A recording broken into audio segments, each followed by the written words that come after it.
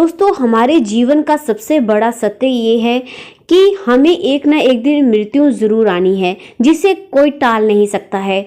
जो मृत्यु लोक में आया है उसे एक दिन अपने शरीर को छोड़कर जाना ही है। शरीर के अंदर जो ऊर्जा होती है, जिसे आत्मा कहते हैं, वह समाप्त कभी नहीं होती, वह कभी भी खत्म नहीं होती।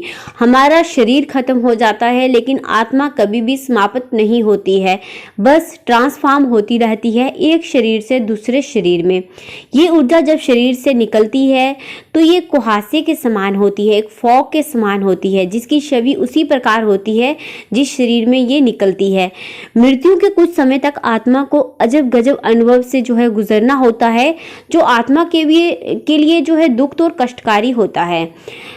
अचेत अवस्था में जब निकलती है आत्मा शरीर से, तो ये अचेत अवस्था में होती है। आत्मा को इस प्रकार का अनुभव होता है, इस प्रकार का एहसास होता है जैसे एक कठिन परिश्रम से थका हुआ मनुष्य गहरी निद्रा में होता है, गहरी नींद से उठा होता है, लेकिन कुछ पल में ये अचेत से सचेत हो जाती है और उठकर खड़ी हो जाती है।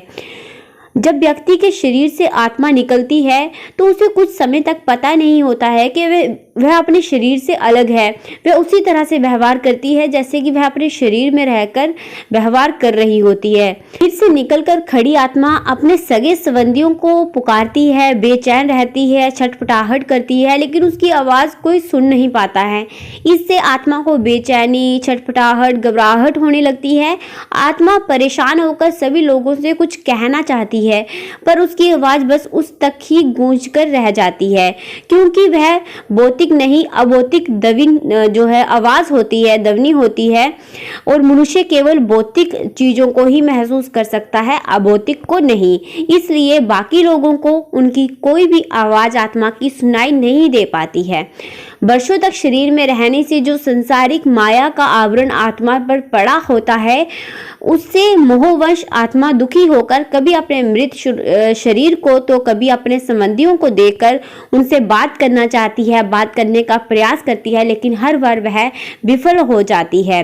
आत्मा कोशिश करती है कि वह फिर से शरीर में एंटर कर सके, प्रवेश कर सके, लेकिन जम के दूत उसे शरीर में प्रवेश नहीं करने देते हैं। धीरे धीरे व्यक्ति की आत्मा ये स्वीकार करने लगती है कि अब जाने का वक्त हो गया है। उसकी आत्मा, उसका शरीर वो छोड़ चुकी है।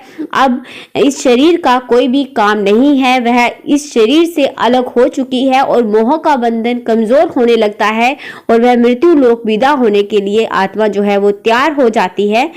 शरीर के मृत हो जाने पर आत्मा अपने परिजनों को रोते बिलखते देखते दुखी तो होती है और खुद भी दुख से व्याकुल होकर रोती है, लेकिन उसके वश में कुछ नहीं होता। वह लाचार होकर, बेवश होकर सब कुछ देखने और अपने जीवन काल में किए कर्मों को याद करके बहुत ज्यादा दुखी होने लगती है।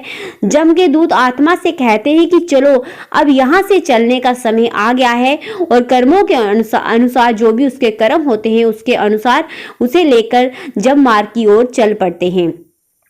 कुछ ही समय में आत्मा मृत्यु लोक की सीमा को पार कर एक ऐसे मार्ग में पहुंच जाती है जहां ना सूर्य की रोशनी होती है और ना ही चांद की चांदनी।